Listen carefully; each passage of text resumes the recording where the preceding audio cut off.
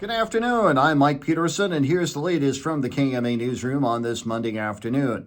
Page County is experiencing the same wave of illnesses sweeping the rest of the country. That's according to County Public Health Administrator Richard Mullen, who spoke on KMA's Morning Line this morning about seeing signs in the county of the triple-demic, which includes strains of colds, flu, and COVID-19.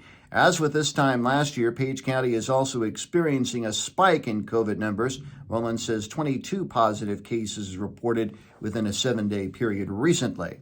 The push for emergency services to be decided essential continues in several KMA land counties.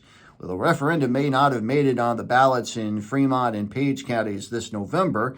Shenandoah Medical Center CEO Matt Sells tells us discussions are continuing with elected officials and overall trends are moving in a positive direction.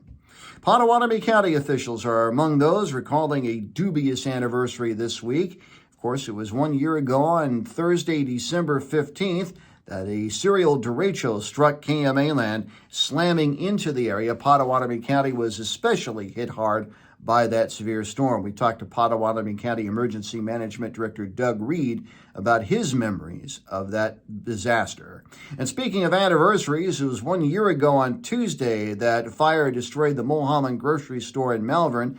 Mulholland grocery store owner Tom Mulholland recalled that fateful evening in an interview with KMA News as part of a two-part series of reports commemorating the fire's anniversary. I was at home when the fire occurred, had just gotten home, and they called and said, "You've got to get back down here." So I parked right in front of the store. I ran in and I opened up the door to the back room, and the smoke was so thick and so black I couldn't see my hand in front of my face, honestly. I grabbed a fire extinguisher. Occasionally I could see a flicker of flame someplace, and I emptied the fire extinguisher and knew that I wasn't doing any good. You can view part 1 of our series online at KMAland.com. Part 2 coming up tomorrow.